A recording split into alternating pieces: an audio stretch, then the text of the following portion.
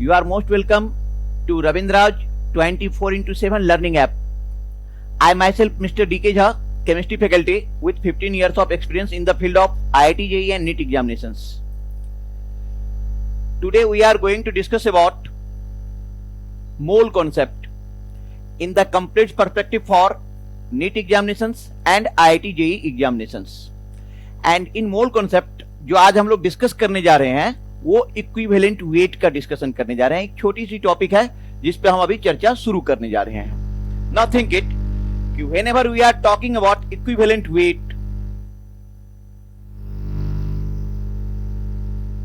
Whenever we are talking about equivalent weight,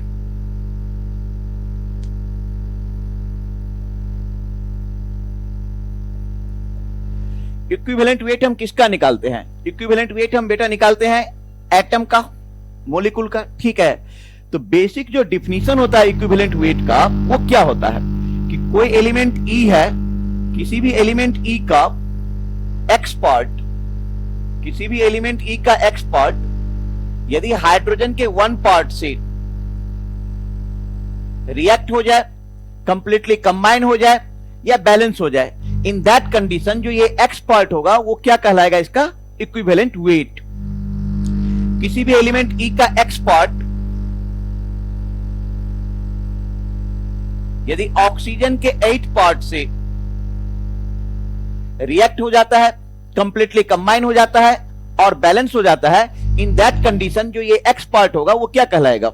equivalent wait. Okay, किसी भी element E का x part यदि chlorine के 35.5 पार्ट से 35.5 पार्ट से रिएक्ट हो जाए, बैलेंस हो जाए, कंप्लीटली कंबाइन हो जाए, इन दैट कंडीशन ये एक्स पार्ट उसका क्या हो जाएगा? Equivalent weight. ओके, तो ये एक पेरीमीटर लिया गया है, ये एक पेरीमीटर लिया गया है और हंसते हंसते हम लोग आईआईटी और नीट का सफर आसानी से तय कर लेंगे यहां से। अब देखो, जो हम इक्विवेलेंट वेट निकालते हैं हम किसका निकालते हैं?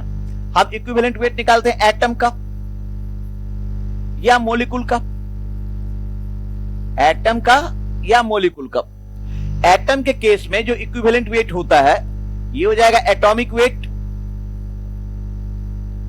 Upon valency.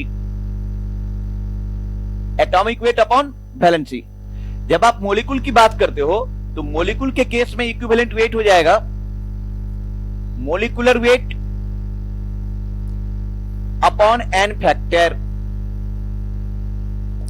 एन फैक्टर, ठीक है। अब हम सिंपल यदि एटम में लेते हैं, ऑक्सीजन लिया तो ऑक्सीजन का एटॉमिक वेट कितना है? 8। जब आप ऑक्सीजन का इलेक्ट्रॉनिक कॉन्फ़िगरेशन ड्रॉ करोगे तो 1s2 2s2 2p4, 1s2 2s2 2p4। Okay, तो ये जो आपका 1s2 है, ठीक है, ये 1s2 हो गया, 2s2 2p4,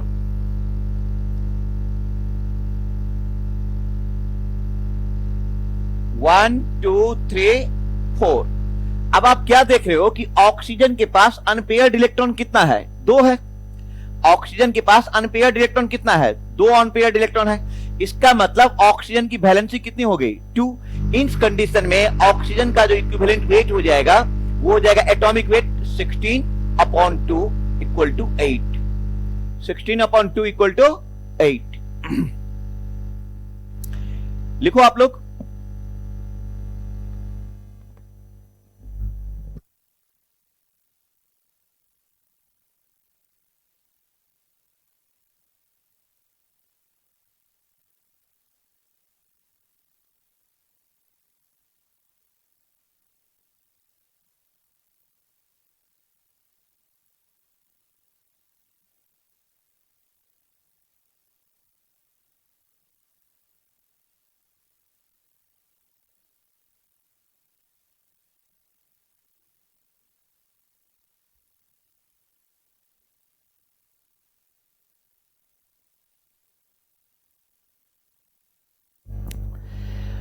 अब हम बात करते हैं मॉलिक्यूल का। मॉलिक्यूल के केस में क्या है कि जब आप बात करते हो नीट एग्जामिनेशंस की, आईआईटी जेईई एग्जामिनेशंस की, तो किसी भी मॉलिक्यूल का आपको पूछ सकता है इक्विवेलेंट वेट निकालने के लिए। तो मॉलिक्यूल का इक्विवेलेंट वेट हम कैसे निकालेंगे? तो मॉलिक्यूल तो मिलियन और बिलियन के टर्म्स में है, मॉलिक्यूल है, कंपाउंड है, गैस है, बहुत कुछ है। तो हम सबसे सिंपल क्या होता है कि हम इसको क्लासिफाई कर लेते हैं एसिड में, बेस में और सॉल्ट में। और जो एसिड, बेस और सॉल्ट में नहीं आएगा उसको हम लेके चले जाएंगे ऑक्सीडाइजिंग एजेंट और रिड्यूसिंग एजेंट में। तो हम सिस्टमैटिक एक एक करके देखते जा रहे हैं। एसिड के लिए जो एन फैक्टर हो जाएगा, एसिड के लिए एन फैक्टर हो जाएगा number of replaceable H plus ion, number of replaceable H plus ion, yes, number of replaceable H plus ion. Okay, कुछ एग्जांपल्स यहां पे हम ले रहे हैं कि हमने लिया HCl, HCl will be broken up into H positive plus Cl negative plus Cl negative. तो यहां पे कितना H प्लस रिप्लेस हो रहा है? देखो आप, कितना H प्लस रिप्लेस हो रहा है? 1 H प्लस रिप्लेस हो रहा है। तो N फैक्टर इसका हो गया 1, equivalent weight m/1। Whenever we are talking about H2SO4, हमने H2SO4 लिया, H2SO4 will be broken up into H positive plus HSO4 negative. एक ऑप्शन। सेकेंड कंडीशन में H2SO4 will be broken up into 2H positive plus SO4 2 negative। जो आप first reaction यहां पे देख रहे हो, यहां पे कितना H प्लस रिप्लेस हो रहा है? यहां पे एक H प्लस रिप्लेस हो रहा है। What does it mean? कि इस कंडीशन में जो फर्स्ट रिएक्शन हो रहा है, इस कंडीशन में N फैक्टर कितना हो गया? 1। So equivalent weight equal to m/1। Second reaction जो आप देख रहे हो, सेकेंड रिएक्शन में यहां पे 2 हाइड्रोजन 2H प्लस रिप्लेस हो रहा है। What does it mean? कि N फैक्टर सेकेंड रिएक्शन के लिए कितना हो जाएगा? 2।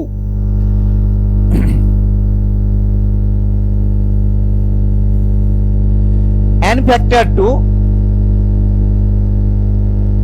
Equivalent weight m/2, equivalent weight m/2।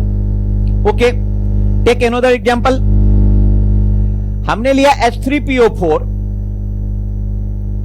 H3PO4 ये ब्रेक हो सकता है H positive plus H2PO4 negative. H3PO4 will be broken up into 2H positive plus HPO4 2 negative।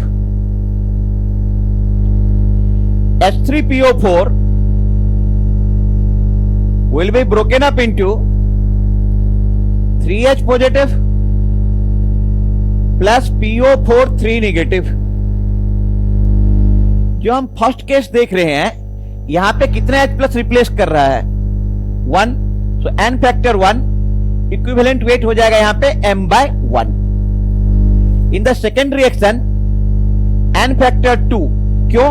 क्योंकि 2 हाइड्रोजन रिप्लेस कर रहा है 2H plus, N factor 2, equivalent weight m/2। In the third case N factor 3, equivalent wait m/3, m/3 लिखो आप लोग।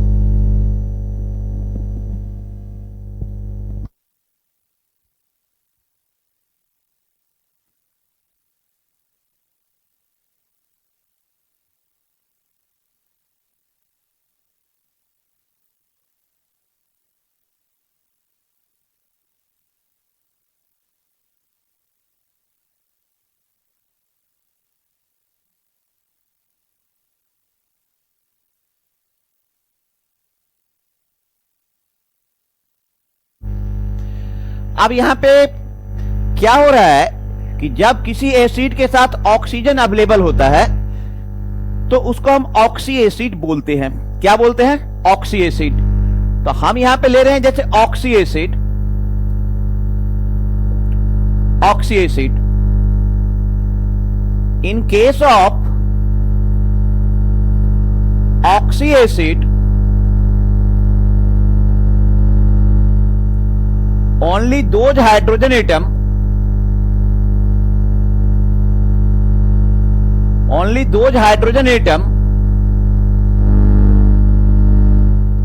is replaceable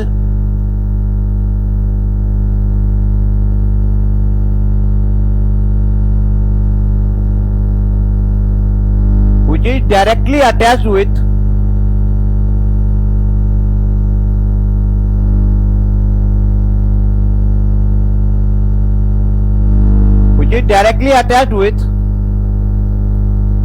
oxygen atom. Oxy acid के case में सिर्फ वही हाइड्रोजन एटम रिप्लेस करेगा जो डायरेक्टली किससे अटैच होगा, ऑक्सीजन एटम के साथ अटैच होगा। तो अभी जो आपने एग्जांपल देखा था H2SO4, HOSOOH,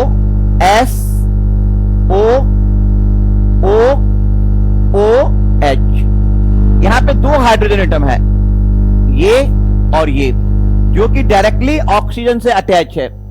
इसलिए H2SO4 में जो हाइड्रोजन रिप्लेस हो सकता है वो एक भी रिप्लेस हो सकता है और वो दूसरा भी रिप्लेस हो सकता है। ठीक है, तो इसलिए H2SO4 में दो हाइड्रोजन एटम ऑक्सीजन से डायरेक्टली अटैच है।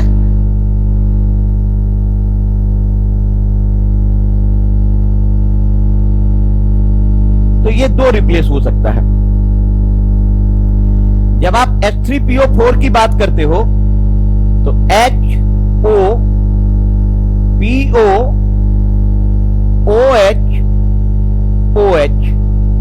In case of H3PO4, 3 hydrogen atom is directly attached with oxygen atom। H3PO4 के केस में 3 हाइड्रोजन एटम है जो डायरेक्टली ऑक्सीजन एटम के साथ अटैच है। इसलिए यहां पर जो रिप्लेसमेंट होगा वो M/1, M/2, M/3। Now think about another example, H3PO3, HOPOOHH।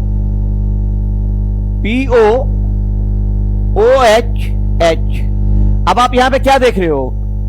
अब आप यहां पे देख रहे हैं कि मैक्सिमम हाइड्रोजन जो कि ऑक्सीजन से अटैच है वो कितना है? 2। तो H3PO3 के कंडीशन में जो मैक्सिमम H+ रिप्लेस हो जाएगा वो 2 हो सकता है। तो equivalent weight of H3PO3 will be equal to M/2। देखने से लग रहा है कि यहां पे 3 हाइड्रोजन एटम रिप्लेस करेगा, बट ऐसा नहीं है। यहां पे 2 ही हाइड्रोजन एटम रिप्लेस करेगा। क्यों? क्योंकि जो थर्ड हाइड्रोजन एटम है वो फास्फोरस के साथ अटैच है, नोट करें आप लोग।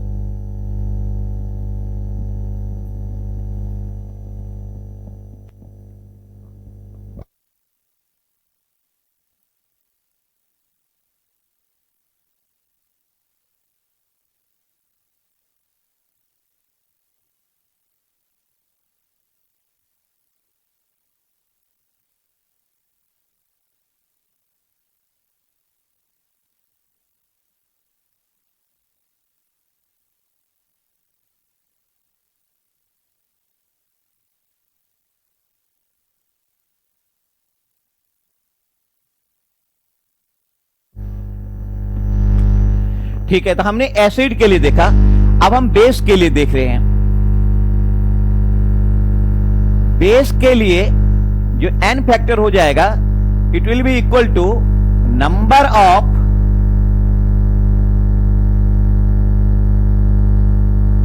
Replaceable OH minus ion, number of replaceable OH minus ion. Take some example, NaOH, MgOH whole twice, AlOH whole thrice।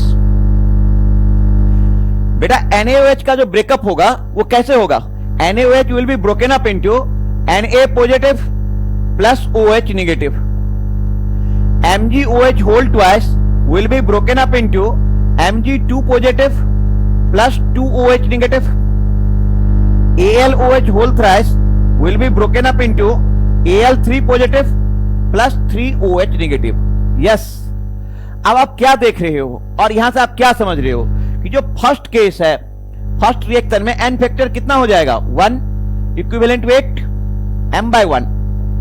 In the second condition n factor 2, equivalent weight m/2। यहां पे 3 OH minus जा रहा है, n factor 3, equivalent wait m/3।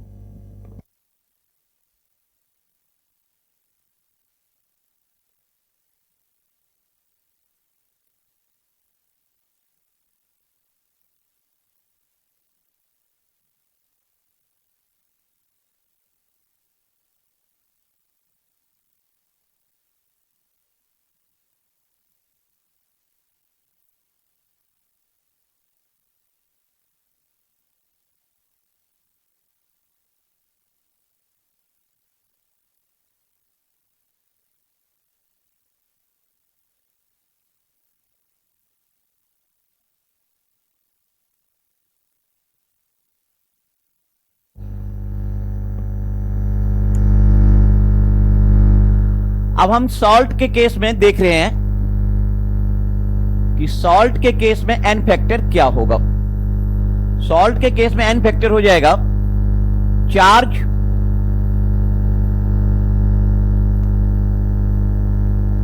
Either present on cation, charge either present on cation और on A9. चाहे तो cation पर जितना चार्ज है या एनाइन पर जितना चार्ज है, वही हमारा n फैक्टर हो जाएगा सॉल्ट के केस में। हमने यहां पे एग्जांपल लिया NaCl। NaCl will be broken up into Na positive plus Cl negative. MgCl2 will be broken up into Mg2 positive plus 2Cl negative. AlCl3 will be broken up into Al3 positive plus 3Cl negative। First case में cation पर कितना charge है 1, या A9 पे कितना charge है 1।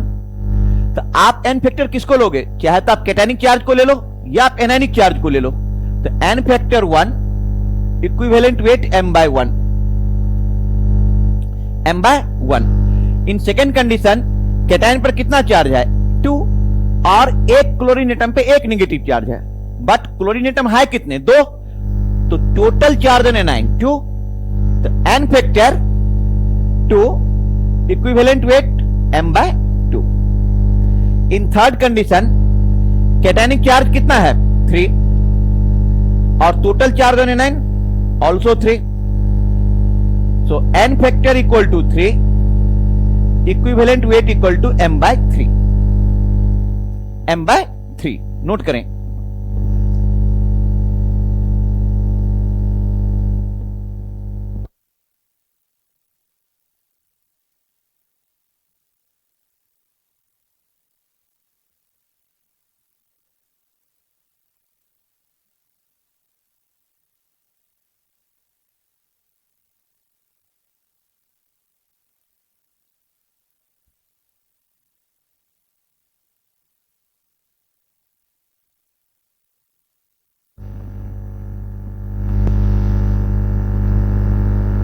अब हम कुछ और सॉल्ट लेते हैं।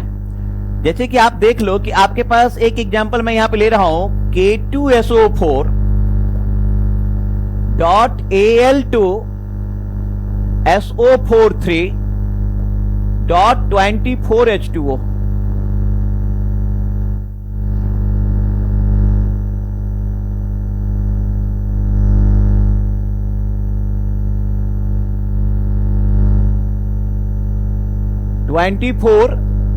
H2O। आपसे क्वेश्चन पूछा जा रहा है कि इसका इक्विवेलेंट वेट निकालो। Name of this compound is potassium. क्या नाम है इसका? पोटासेलम। पोटासेलम नाम है। ओके, नाउ थिंक इट कि K2SO4 breaks up into 2K positive plus SO4 2 negative.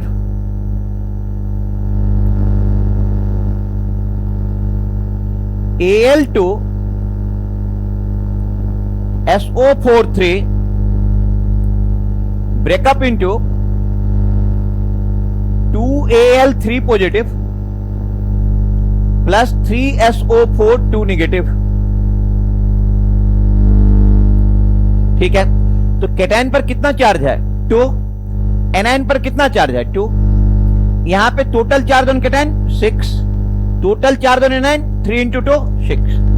अब आप दोनों कैटायनिक चार्ज को ऐड कर दो तो 6 + 2 कितना हो जाएगा 8, 6 + 2 कितना हो जाएगा 8, और यहां पे 6 + 2 कितना हो जाएगा 8। इस कंडीशन में एन फैक्टर क्या हो गया 8, equivalent weight m/8, m/8।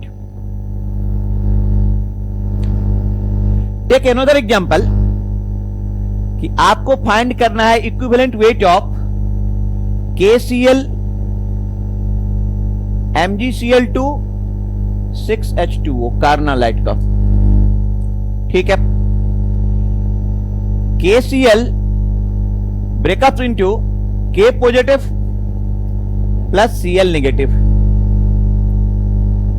MgCl2 breaks up into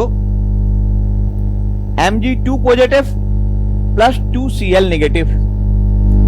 यहां पे कैटायन पे कितना चार्ज है आपका 1, एनायन पे कितना चार्ज है 1, यहां पे कैटायन पे कितना चार्ज है 2, एनायन पे कितना चार्ज है 2। Total charge on cation 3, total charge on anion 3। समझ रहे हो आप, total charge on cation 3 and total charge on anion 3। तो एन फैक्टर कितना हो जाएगा यहां पे, एन फैक्टर हो जाएगा 3, इक्विवेलेंट वेट m/3।